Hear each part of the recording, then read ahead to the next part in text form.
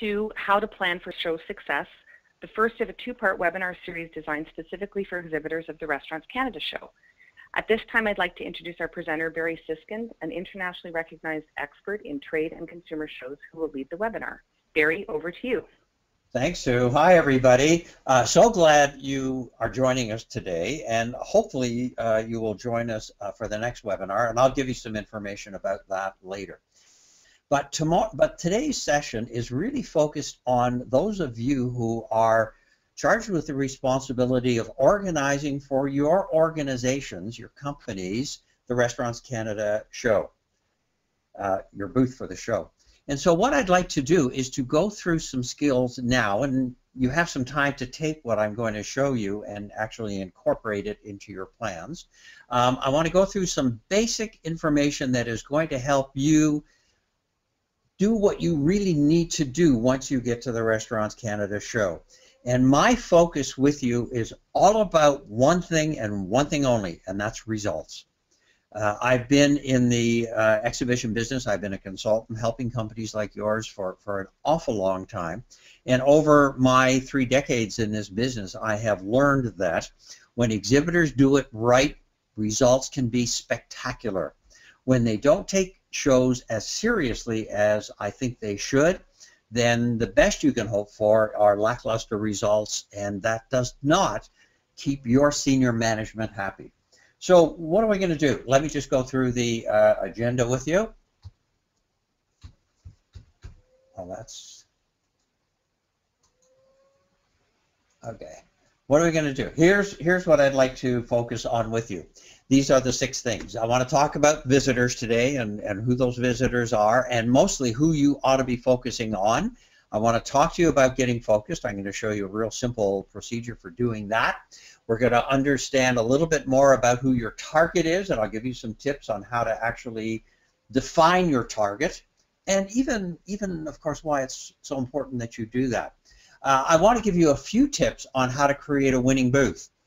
Your booth, your physical presence at Restaurants Canada really make a difference. It really matters, and so I want to just give you a few tips on how to make it a little bit more attractive, a little bit more attention-getting. We'll talk about, for those of you who are dealing with multiple brands, I'll give you a few tips on how to deal with that. And where I'd like to end up our discussion is on follow-up. What are you going to do after the show is all over with? Now, in the right-hand corner of your screen, there's a little chat room. And so if there are any questions that come up during my presentation, what I really don't want to do is wait until the end and then go, okay, if you got any questions. If you've got questions that come up along the way, just put them in there. I will see the questions and I will address them as quickly as I possibly can. If I can't get to your question immediately, then I will give you some information later so that you can still get your questions answered offline after the webinar is over with. But so don't just sit back idly. What I want you to do is be very active participants in today's webinar. Let's begin. So let's talk about attendees, visitors to a trade show. They are not the same people who attended a trade show when I first got into this business 25 or 30 years ago. Attendees today are so much different than what they used to be. And so the bottom line, before we even talk about this, is for those of you who are treating attendees the same way perhaps your organization treated people years ago, and you haven't changed and you haven't adjusted, then what you're doing is making a huge mistake. So let's talk about who these attendees are. Attendees today are well informed. These people don't just come to the show because they don't know anything. They've done their homework. They've gone on the internet. All the information they want is on the internet. And the other interesting thing about these people is that they are further along in the decision-making cycle when they finally get to the show. Now those two things are so different from where we used to be.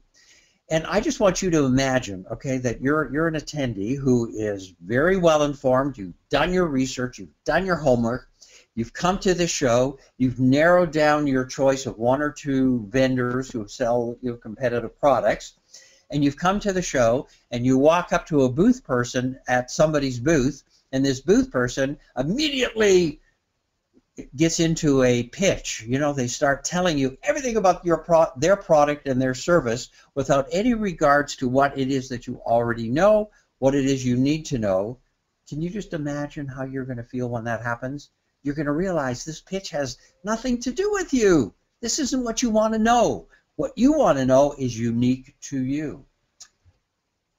So that's something that's really, really different. The other interesting thing about visitors is to answer the question why they come to the shows in the first place. I mean, if they've done all their homework, if they've narrowed down their list of vendors, why on earth do they have to come to Restaurants Canada? Well, the answer is they come for a variety of reasons. These are just a few. One of the things they come to one of the reasons that will motivate them is they come to see what's new. New products, new services, new applications of old products and services. But they can see what's new on the internet. But what they can't do on the internet is to experience new products and services. And so when I say they come to see what's new, what I really mean to say is that they come to experience it, to touch it, to feel it, to taste it, to smell it, to hear it. They come for education. You know, your show, just like any other show, is just filled with educational opportunities for visitors who are coming to the show. And they love it if they can have an opportunity to invest a day or two walking a show, but also listening to keynote speakers, to attend concurrent workshops, to learn from exhibitors. That will justify for them what it costs for them to be there. They come to stay up to date. I mean, what a great opportunity to meet all the players and find out what the new developments are and where things are going in the future.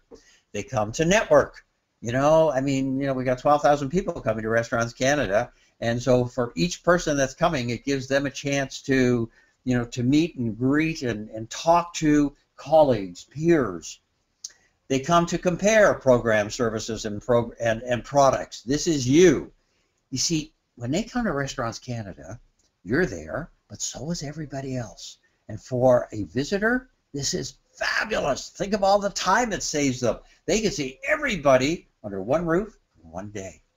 They come to maintain or establish relationships. I mean, you know this. You will have a lot of people that you're already selling to, doing business with, who will come to you. And what you really want to do is just to kind of maintain that good relationship you have with that person. They come for the same reason. For a lot of these folks, they don't get to see you all year. But here at Restaurants Canada, they come and they get a chance to talk and they get a chance to meet you eyeball to eyeball.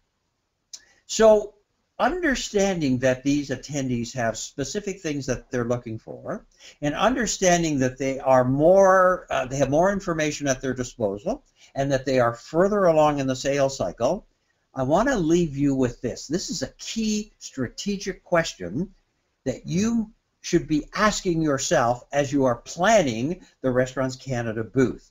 And the question is, what can we offer them, the visitors, that complements or goes beyond what they can acquire from the internet? Now that is a really important question. If your booth is designed just to give them the exact same information they get somewhere else, you're missing it. You're missing the opportunity. But if you can take the information, all that knowledge that they are gaining about your products and services and move that one step further, then what you are doing is you are giving them exactly what they want from Restaurants Canada show. So write that one down, okay? Because that is just the key question which will motivate everything in your booth planning, everything. So every time you make a decision, ask yourself, is by me doing this, by me taking this product, by me taking this sign or graphic or booth or these particular sales folks, will that enhance the visitor's experience beyond the knowledge that they're already getting elsewhere? Okay, makes sense so far? Good, okay. So what visitors want now that they didn't want 20 or 30 years ago when I got into this business is, number one, they want that experience. They want to actually try out products and services. They want to taste products. For all of you that are selling food products, you know this already. You can't just have the product beautifully displayed. You've got to give somebody a taste. That's the test drive. So for those of you who are selling products and services, think about, how can I bring my product or service to life and actually allow my visitors an opportunity to experience it with as many of their senses as I possibly can. One of the ways to do that is live demonstrations. Now, this is one of, listen, I travel all over the world, and I get to see trade shows everywhere. And one of the things that people don't do enough, exhibitors don't do enough, is actually do demonstrations. And there's probably a gazillion reasons why they don't. But if you can bring some life to your booth, if you can show people how your product, service works, it's one of the key things that they will remember afterwards. It gets them more involved. Entertainment is another cool thing to include. I mean, you know, you got some serious restaurant folks that are coming to this show, and yes, they're all working and they've got businesses and they've got you know, ROIs and profit margins and all these things to take care of, but they're people. And there's nothing wrong with throwing in the entertainment factor as well. And I'll talk a little bit more about that in a couple of minutes. But, you know, if you can get them to smile, if you can get them just to relax a little bit, it makes learning more about your offerings, it makes that whole interaction so much more palatable. The other thing they want is education. That's why they came to the show. I mentioned this to you before, and I'm going to say it again. The show itself has an educational component, but you as an exhibitor can teach people as well. So think about it. When you're putting your booth together, what can I do in my booth to teach people, to educate people, to give them information they can take back to their place of business and actually do better at their own job? And this means more than a product pitch. This means teaching them something. So the key question, remember the question I said before? Okay, so now the second question, I want you to write this one down. How can the visitor leave the show changed? Remember, we're going to enhance them beyond what they can get in the internet, but now what we want to do is actually change them. Not just inform them with data and facts and figures and details and specifications. How do we actually take this person and change them? And that is such a massive, massive question. And if your booth can address that question effectively, then you are going to be amongst the very few numbers of people who actually come away from this show, and most shows, winning. And I want you all to be able to do that. Okay, so how do we get yourself focused? Well, the answer here is we need to set some really good objectives. Why bother doing that? Well, the answer is most people don't. Most people, most exhibit managers just like you, and you know, in my business, I get to read all the statistics on exhibitor behavior and attendee behavior and that sort of thing. And one of the things that I have learned over the course of my career is that the vast majority of exhibit managers don't set half-decent objectives. You know, they don't know how. You know, perhaps it's not a sales objective, so they don't know what they're, you know, how am I going to do a non-sales objective? They don't have enough time. They're just running the show the same way they did last time. The person was just, you know, the exhibit manager was just handed the file from last year and expected just to replicate what they had been doing in the past. There's a million reasons. But setting objective is the key element to your success.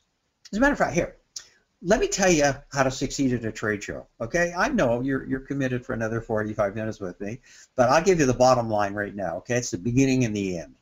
If you're well focused in the beginning and you've got a really good follow-up in the plan for your follow-up plan later, everything will come into place. All the stuff in the middle will come into place. But without a really clear focus and without knowing what you're going to do after the show is over with, nothing works. So I don't hang up, because that's the bottom line for you. And even though I've given it to you now, I've got more information to pass along to you. So I've got a little exercise I want you to do, and I want you to do this in the next 2 or 3 days. I want you to sit down with your colleagues, your manager, your peers, whoever it happens to be, and I want you to say, look, we're going to Restaurants Canada, okay? And this is step number 1. And when you do, I want you to say, okay, we're going to Restaurants Canada. Here's a little bit about the show. What would What should we achieve at the show? What should our objectives be? And then what I'd like you to do is sit back and listen. And your group that you put together will tell you the most wonderful things. They'll go, we ought to be able to write some orders. We ought to be able to get some really good quality leads. We ought to be able to get out there and just, meet the people we're already doing business with. We maybe have a chance to meet the media. Maybe we have a chance to sign up some new dealers and representatives. Maybe we have a chance. They can go on and on and on. And all I want you to do is write down everything they're telling you. And if you could just take step one and do nothing else with it and give it enough time, you will find out there's over 100 valid reasons for doing restaurants in Canada. But there's a problem. The problem is this. The more things you try to achieve, the less likely you are to succeed. So even though in step number one you've got a list of 4 or 5 or 6 or 7 different things, you can't have them all. And this is the real trick to doing a show well. So now what I want you to do is take the list of 5 or 6 and ask yourself this question. Here's my 5 or 6 reasons. Which of those 5 or 6 reasons will justify the time and the energy and the resources I'm going to put into that show, into the Restaurants Canada show? Okay, so ask yourself that question and then narrow the list down from 5 or 6 to 1. Okay, maybe 2, but no more. The more you try to achieve, the less likely you are to succeed. Now, this doesn't mean you're excluding anybody. It doesn't mean you're excluding opportunities, but what it means is that all your plans are now focused on one thing and one thing only: results. The results that you and your organization deserve from the investment you're putting into Restaurants Canada. But there's one more step to step number 2, which answers the question, who is your target? Who are you targeting at this show? Now, if I asked some of your booth people who your target is, the question I would go, look, you got 12,000 people coming to Restaurants Canada. Who do you want to talk to? And if they turn around to me and said, well, as many people as I possibly can, I'd say no. You don't want to talk to all 12,000 of those people. That's not what trade shows are about. It really isn't. I mean, your target, the people who will help you most succeed at the objectives you set, are just a slice of those 12,000 visitors. And I think it's really important at this point in the game to clearly identify who you ought to be focusing with, and that who are those high-value contacts, the people who are most likely going to help you succeed, help you reach those objectives you set. And then what I think you need to do is create a profile. Clearly identify, because once you've got that profile, you can pass it along to your booth staff. You can, every time you do a sign, you do a graphic, you decide what products to bring. All of those decisions become really easy because you're saying to yourself, this is who I'm designing it for. The clearer the profile, the better your focus. So let me just go through a quick little exercise with profile and talk to you about what's involved in doing that. Let me just fix that. Hang on. Sorry, I jumped one thing there. Okay, so let's go here. Here's profile. Okay, so who are the 12,000 industry professionals who are coming? Okay, so what do you already know about the visitors to Restaurants Canada? And you can find this information out on the website, and there's lots more information there. I just pulled a few things off for you. But we know that 77% of the top 100 food service companies in Canada will be represented at Restaurants Canada. 80% of exhibitors return year after year. Now that says something huge to you. It says that obviously this is a place where people are succeeding. 73% of the show attendees are final decision makers. That's important for you to have. 98% of visitors recommend the show to colleagues. Fabulous for you to have. Now this is basic data. What do we know about the visitors? The type of business, table service, bakeries, wholesalers, hotels, caterers, institutions. This all just came right off of your website. And it's all important data for you to have. But the underlying principle is this. You sell to companies, that's true. but you communicate to individuals. And all the data you've got up until this point is company data. What do I do for my company? How big is my company? How many restaurants do we have under our control? How many of this? How many of that? It's all company data. And although you are selling to companies, your profile does not talk about companies. Your profile talks about individuals. That's who you communicate with. So, do you have enough information to paint a real clear picture of who your individual is? Maybe, maybe not. You know, here's some basic stuff to consider when you're creating the picture. And there's 4 tools that people generally work with. One, of course, is just understanding the demographics, which answers the question, who is my customer? This will include things like job title, decision-making ability, you know, the companies they work for, some of the information that you can get off of the Restaurants Canada website. Psychographics answers the question, what do they do? Well, my area, even though my job title is X, my area of responsibility is Y. This is what I do for my organization. Behavioral analysis understands how do they do it? How do we make decisions? Who else is involved in our decision-making process? What kind of time frame is involved in what we do? And the third one is, or the fourth one, sorry, is called causation data. And causation data answers the question, why do they do what they do? The underlying motivation for them doing what they do in order to accomplish their own jobs. And the first 3 are pretty straightforward, but the last one may need some research.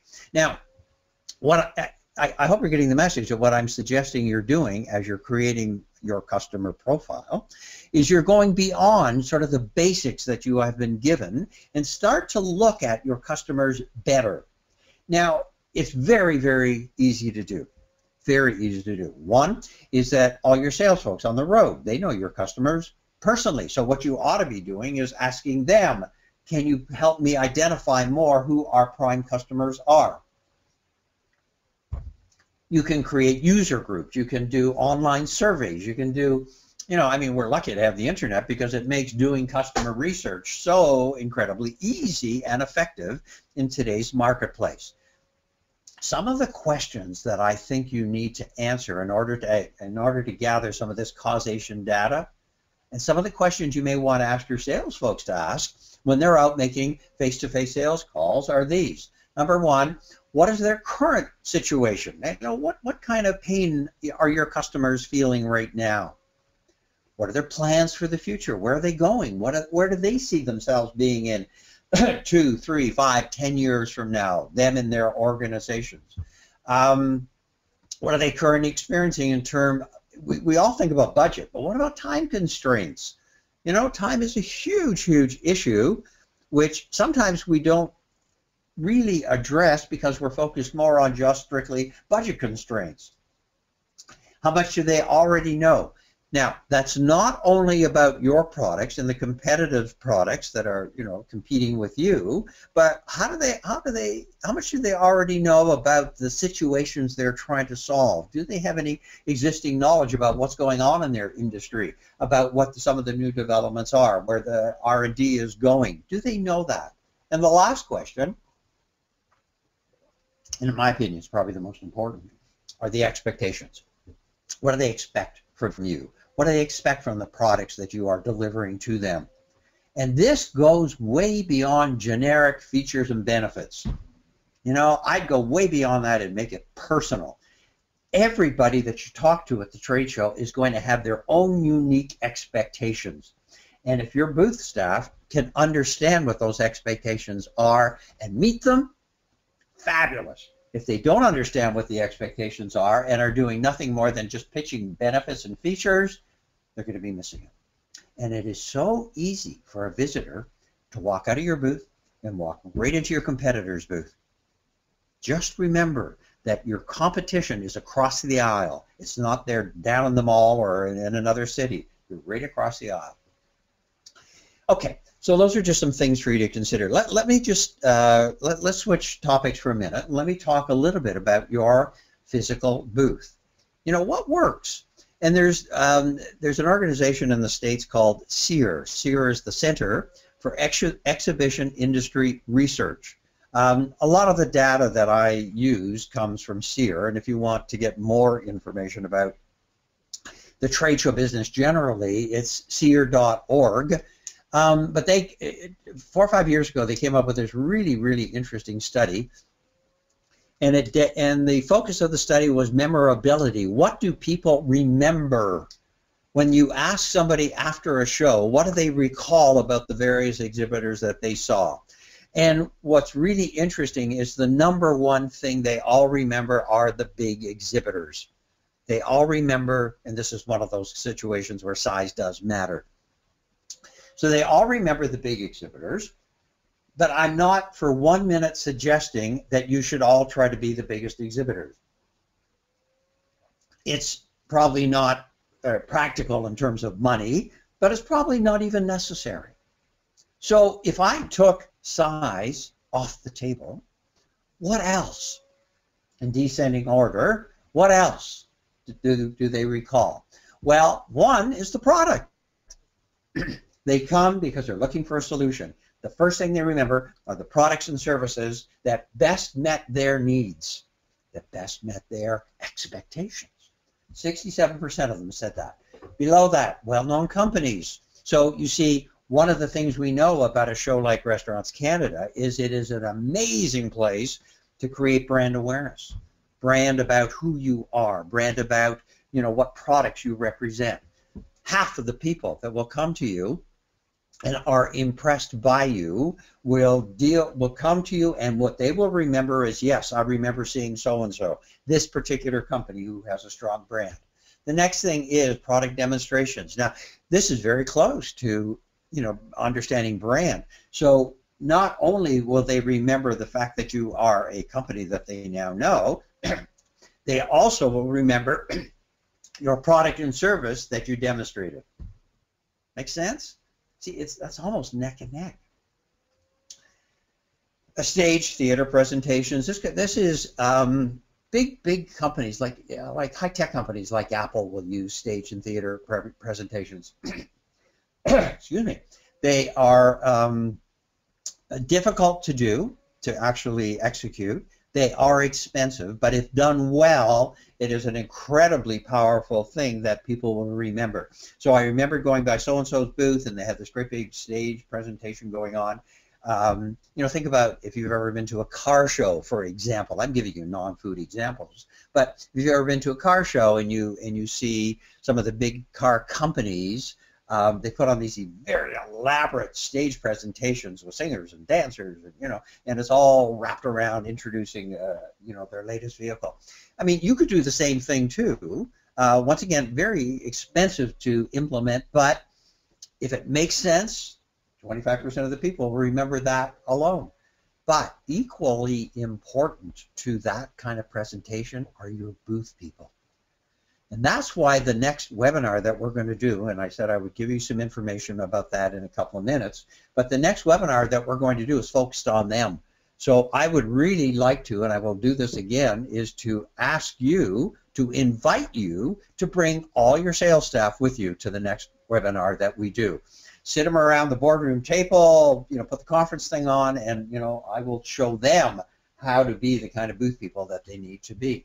Color and design is important, but let's go down to the last two. This is interesting. Giveaways and samples and literature are at the bottom of the list. How many of you went to a show and just gave out, you know, thousands and thousands of brochures? It's the bottom of the list. People don't care about it anymore. It's interesting. You know, hard copy brochures are just becoming a thing of the past. All those free giveaways, you know, the promotional products, they are very, very helpful if used properly.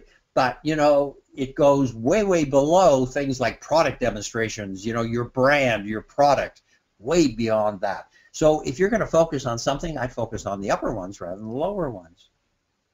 Don't disregard booth personnel, but I would focus that way.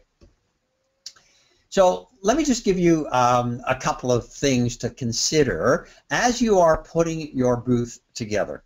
okay? And yeah, I mean, we could spend our entire hour just talking about the booth and nothing else, but if I can give you a few pointers, I think that will be of help. So your display, number one, it needs a focus. So what is your focus? The focus comes right back to where we started our time together this morning. The focus is, what is your objective and who are you focusing on? Who are the people that will help you achieve that objective? That's what you focus on. So now that you've got that, now you can answer the questions, which products should I bring? What do my signs and my graphics look like? Where should I be located in the show? What should my booth people talk to people about? I mean, all of that now comes into focus because you have established that focus for your exhibit program. The booth needs to be simple, straightforward, and it needs to be not confusing, and focus is what helps you do that. People will walk by your booth and sometimes just go crazy because you got too much there. They can't cope with it all. It's just information overload. That's not what a good booth is. It really isn't. Focus on something. And if you're not sure what to focus on yet, if you're still wrestling with this same issue, here's my suggestion. Focus on, remember the third reason why the first reason why attendees attend, focus on something new. Take that new product, new service, new something, put it dead center, put lots of signs and graphics around it, let them focus on that. All the rest of the stuff is in the background, let them focus on that. If you're still not sure, that's the answer. You need to think out of the box. So what's the box? Well, the box is, when you rented your space at Restaurants Canada, you got a 10 by 10 box, right? But it's not actually 10 by 10, it's actually 10 by 10 by 8. It's a cube. And Restaurants Canada is just like, you know, any other trade show. There will be some restrictions on what you can do. And so what you want to do is you want to think outside the box without breaking any of the show rules. So what we can do often is, and the simplest way of doing it is to create a booth. And I'm not just talking about the big ones, like you can see the picture of Mexico there. That's kind of a large exhibit. But even if you were in a 10 by 10, what you should think about is, okay, I've got this cube, which is 10 by 10 by 8. Most people who are designing a booth in that cube will design it with right angles. Okay, so we're sort of taking advantage of every square inch that we have in that thing, and so now we've got this boxy look. So what I'm suggesting is, let's think out of the box. And one of the easiest, most cost-effective method of thinking out of the box is by using something different than right angles. Shapes. You see what Mexico's done with those really cool things, you know, just that shapes with the wings, it looks like a bird or something. I mean, that's really cool. You know, talk to your display house about, you know, doing something with stretched fabric that just give you the opportunity of doing something a little bit different. So when people walk by your booth, they go, yeah, that's really cool. And it caught their attention because you're moving away from the boxy look. Another thing to consider is experience. I've mentioned that a couple of times already. Let me mention it once more. That's what people want. They want to experience your products and services. If all that was involved was them just listening to a pitch, they could watch a television commercial. A trade show is different. Your booth needs to be inviting enough to get them to come in. And then once they're in, they need to be able to touch it, taste it, smell it, hear it, feel it. As many of their five senses as you can appeal to, the stronger is their commitment. So think about, how do we bring our products and services to life? So as I said to you before, tasting, of course, if you have a food product, is the right thing to do. But what if you have a non-food product? The answer here is, in a non-food product, maybe we're going to do a demonstration. And maybe the demonstration means somebody just comes and pulls a switch or touches something, or, you know, they get a chance to hold something. I mean, it doesn't have to be rocket science. It just has to give them the opportunity to experience what you're doing with another one of their senses. Remember I mentioned before that handouts were the bottom of the list? Don't fill your booth full of literature. You don't need all this stuff. You're just weighing down people. I mean, have you ever, you know, gone home on an airplane with a bag full of literature and you know how much that weighs? It's just too much. So what I would recommend is, you do need some, of course, handouts, but not as much as you used to, think you needed. So what I'm suggesting is just have a few handouts, put them in a vertical display rack, not in a horizontal display rack, and these are available from your booth vendors. They'll all have these things. Display them vertically, and don't put a whole bunch there. Just keep them at a minimum. And here, I'll give you a really, really old technique. On the front of them, mark these two words: booth copy. And what you're doing now is forcing people coming to you and saying, hey, this is really cool. I'm really interested in this product. Can I get one of these brochures? And what you're going to say is, absolutely. Leave me your contact information. I'll send you one. Okay? Make more sense? Or you can just say, like, if you've got a smartphone, let me download it for you right now. So you have so many more options rather than paper. And paper just takes up too much space. So you don't want to do that. Another tool, and some of these are all your pictures from your show. You see what LG is doing, and obviously LG is in the technology business, but that the video wall on the back, that's motion. Motion is the #1 thing that grabs people's attention as they are coming by your booth. The #1 thing. Isn't that amazing? So a big video wall like that is really, really interesting. You can do, if you had a 10x10 booth, you could do a single video. You could have a product on a turntable. It doesn't have to be rocket science, and it doesn't have to be terribly difficult for you to do, but you got to do something. Something in your booth needs to move other than your booth people. Okay, so just think about what can I do in my booth? And people don't even have to look at your booth when they're walking by. They'll see motion with their peripheral vision. Just remember, the static booth. A static booth does not have the same drawing power as a booth that has something in it that moves.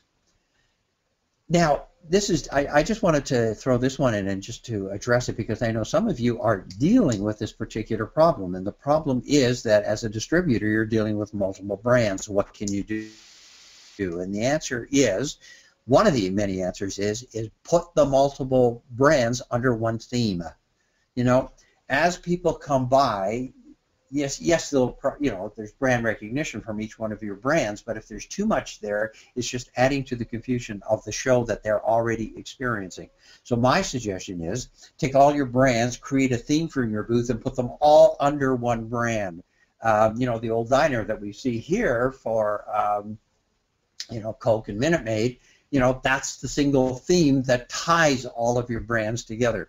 Now, your brands do have a single theme, or else you wouldn't be having as many as you do, or the diversity. So what is the theme? Can you build a booth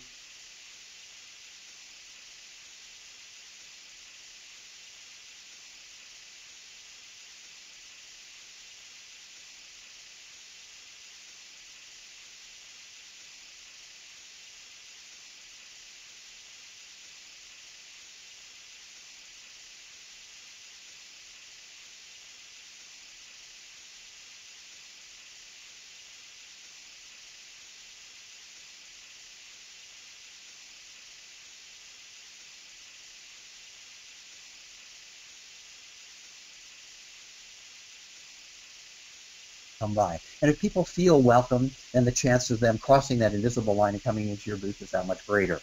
If they feel threatened, okay, then they won't. And it's as easy as that. Some of it has to do with the physical layout of the booth, getting rid of the stuff at the front, allowing people entry, making it interesting once they enter, allowing people to have the experience once they enter. And the other part has to do with your sales folks. So I'll just give you a preview of what I'm going to tell you in 3 weeks from now. But, you want to make sure your sales folks look inviting. Remember, get rid of that hungry look. You want to make sure they're not busy chatting with each other. Have you ever seen that one?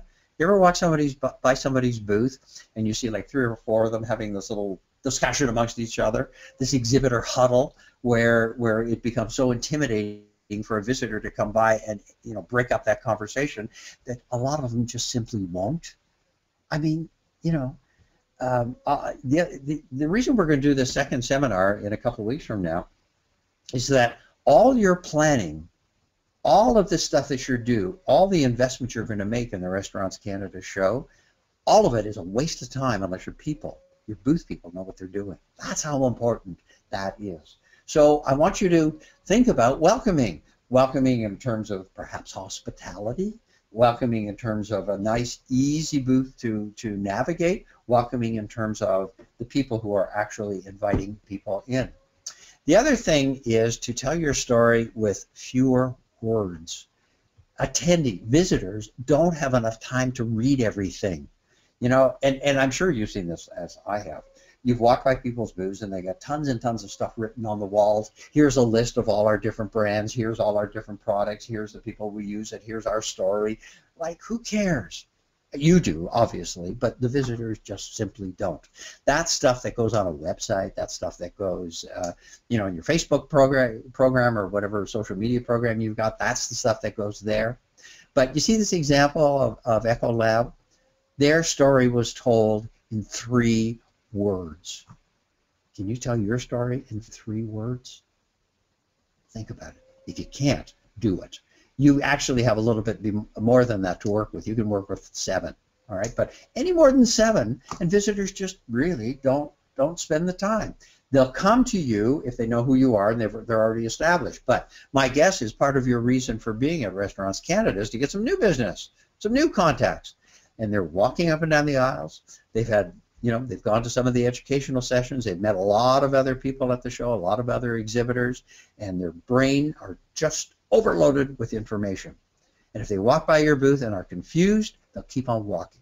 If they walk by and there's one simple message, a story with as few as words as possible, they can read quickly and it resonates with them, chances are they will actually come in and chat with you. The other thing I want to mention is lighting. You all need lighting. Lighting creates tremendous impact. Tremendous impact. And you can use lighting to sort of, you know, define your entire booth space. You can also use lighting to focus visitors' attention on specific areas, you know, on a particular product or something on a turntable or a sign or a graphic or something. But do use lighting, okay? And quite frankly, whether you've got a big booth or a little booth, doesn't matter. You do need to have some lighting there. So those are a few things for you to consider in terms of, you know, as you're planning and organizing your booth now, those are some of the things that I want you to consider adding to your booth program. Basic stuff, but it makes a huge difference because you have to remember that these visitors, the folks that are coming by your show, if they already know who you are, you're a well-known company, that's fine. But if you're trying to get some new business, folks you haven't done business with before, you're going to need to work your way through the clutter. And the clutter I'm talking about is the marketing clutter. Too much information that these people are trying to absorb all at one time, and they simply can't. Okay, let's do something else. Okay, let me talk a little bit about promotion. And our timing is really good for this because you've got some time now to start promoting your presence at Restaurants Canada. Do not, under any circumstances, build a booth and do no pre-show promotion and show up at the show hoping to get people to come by. Do not do that. That's called a field of dreams. You know, build it and they will come. Some people will, a lot of people won't. So what I'm suggesting we do now is we reach out to people. You reach out to the attendees, the 12,000, well, not the 12,000, but the percentage of those 12,000 who you're focusing on. Reach out to them and get them to come by your booth. Get them to actually put you on their A-list. Want to hear something really interesting? 73% of today's trade show visitors, 73%, that's 3/4 of them, attend with an agenda. That interesting? That's huge. They're not just there kicking tires. They've already thought about what they want to see, what products they're looking for, and all that stuff. So what you need to do is to get on that A-list, and how you do it is through pre-show promotion. Now, the Restaurants Canada show has 3 opportunities available to you. This is not the only things that you should be doing because you should be doing some of your own initiatives, but these 3 are there for you, and I really want you to take full advantage of them. Number 1 is there's a weekly e-news program. Now, you can see the deadlines, okay, and this is it's blasted out to all the attendees and all the Restaurant Canada members. And it goes weekly, so you still have you have time for the 1, 2, 3, 4. The 4 different submission deadlines are there for you. You've got time to be there. Costs you nothing to do this. Take advantage of it. Social media is huge. January 3rd is coming very quickly, but you still have time to get involved in their social media program, as well as the on-site app. Now, the on-site app is an interactive app that visitors can actually download onto their iPhone. And once again, you have a submission date for that as well. I mean, take advantage of it. I mean, your show has gone to great extents to help you do the pre-show promotion. But, you know, so take advantage of what's already there for you. But in addition to that, what I would do is go on out, identify who your customer is, remember that's that target, and get out there and have your sales folks, when they're making calls, remind people, invite them to the booth, send out invitations, do your own social media program, do your own email blast. You know, get out there and don't just do it once. Okay, the trick is do it lots, because what you want to do is you want to make your presence at Restaurants Canada so important in their minds, they're being the visitors, they can't avoid to ignore you. They have to come by. So what that also means is you don't keep saying the same message over and over and over again. You keep adding to the message. You know, like each, you go back up to the e-news program, don't tell them everything on the first date. Tell them something on the first date, something else on the second date, something else on the third date. Like, build some suspense. Build some suspense. Pre-show promotion is amazing, and you really have to do it. You really have to do it. It's something there. Okay, so I see in the chat room there are some sound problems. I hope that you're still hearing what I have to say, because I want to talk to you a little bit about follow-up. What are you going to do after the show? And I know some of you are actually taking orders at the show, and that's fine. But a lot of people, a lot of visitors will leave writing orders, doing the actual business until later. And so one of the big mistakes that a lot of companies like yours make is not taking advantage of the fact that somebody is here and being proactive with them after the show. Don't wait for them to call you. You call them. If somebody has met you, you've made a good impression with them at the show, what I want you to do is get out there and you call them, you get in contact with them. But how are you going to do that? So what I'd like to do is let me just give you a quick overview. This is something that I've passed along to many colleagues or many clients, and they've used this very successfully. Your very first response after the show ought to take place on the next business day after the show is over with. That's your first response. Now you're probably going, oh my God, how do I have time to do that? And the answer is you probably don't. You're spending so much time and energy putting this thing together. Then you're at the show, which means you're away from the office for a while. And now the show is over with and you come back. Okay, so you know, where do you have time to do this? Well, the answer is, what I'd like to suggest is your first contact be something relatively simple. And your first contact with the customer is not necessarily a phone call, although it could be, or an email. But what I'd like to do is just to let the customer know they haven't been forgotten and what's next. So how do you do that? Well, what I'm going to suggest you do is now I'm going to take all those contacts you've made at the show and come up with some different categories for them. Now, you make up the category that makes the most amount of sense for you, but the categories will include things like, you know, hot prospects, long-term prospects, medium-range prospects, existing customers looking for new products. I don't know. You know, you make up the categories. Then your very first response ought to be customized to that particular category. Okay, so what's the fastest, easiest way? The answer here is you just write them a letter. Well, how are we going to send them the letter? The answer is email, direct mail, I mean anything. And one of the interesting things you should think about is if you're going to send them a letter the next day, what is the most effective way of sending that letter? And the answer is ask them. You know, when you're gathering contact information, and I'll show your booth folks how to do this in a couple of weeks from now, but I want you to add one more field in your data management program, and the field is preferred method of communication.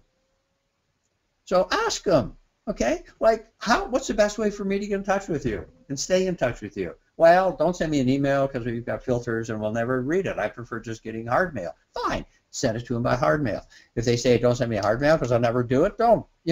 Ask them and customize your follow-up. So now you've got 3 or 4 different letters, and each letter is telling the person, thanking them for being part of the program and actually coming to see your booth at Restaurants Canada. And here's what's next. Dear existing customer, thank you so much for dropping by your booth. You've asked for additional information, and I passed your information along to your area representative, who will be in touch with you by the 20th. See, you said, thanks for coming by. Here's what's next. Dear so-and-so, thanks for coming by our booth. We're putting together that proposal we promised you, and our internal folks say that it should be ready on the 12th. We will get it out to you immediately. If you need anything before that, please let me know. Thanks for coming by. Here's what's next. You see, and when you make those promises, you will have arranged ahead of time how to fulfill those promises. Go to your folks, go to your reps, say, look, if I give you some people who need to talk to you, when can you get back to them? And you better make sure you do, because I'm going to tell them you will by that date. Okay, so you get it all organized so that first response goes out. Next thing you need in order to do that is dedicated physical space. I mean, actually think about it. If your actual sales folks are going to do this first response, then they have their space. If you're going to do it as an administrative function, then what you need to do is actually put aside a desk, a computer, all of these letters written on them, and then get someone to do it. And even if you have nobody internally, go hire somebody for a day. I mean, get a student who will come and just do fulfillment letters. I mean, it's not costly, and whatever it costs, this is going to be one of your best investments in the Restaurant Canada show. You need contact information technology. Now, there are a multiple number of different systems available. There are electronic systems, there are smartphone card readers, there are manual systems. And I'll go through some of those next week when we talk again, but you really need to think about what works best for you.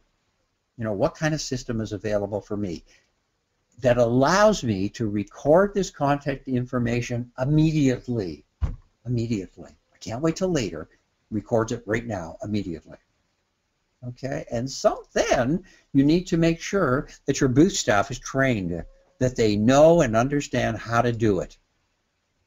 Okay? Okay.